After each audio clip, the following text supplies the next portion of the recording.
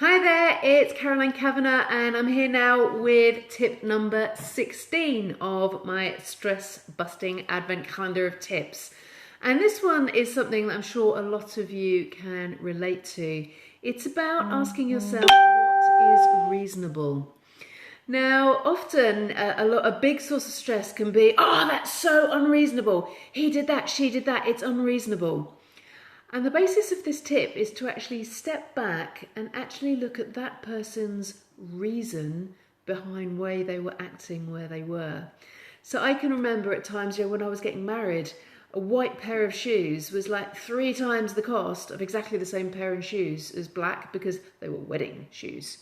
Similarly, the cost of roses will be, 3-4 times the price in the middle of February than they will do at any other time of the year. And often again you go, that's so unreasonable.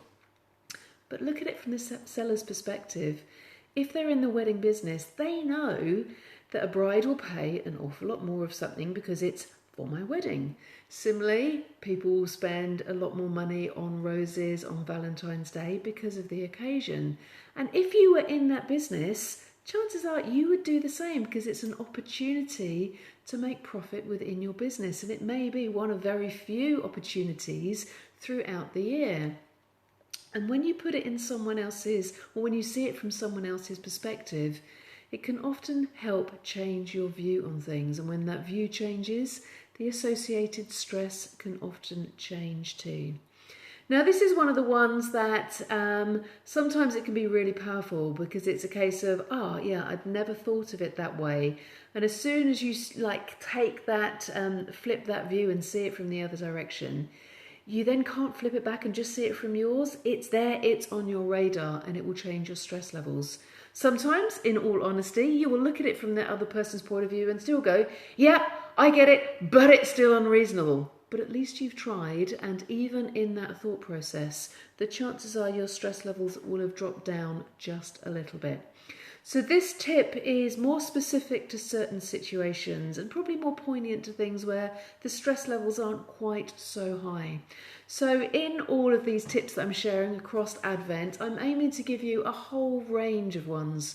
The one that I did last was one of my 3 emergency first aid tips for when things are really at that critical point, high levels of stress that allows you to just go down a degree or 2 to then bring in some of these others.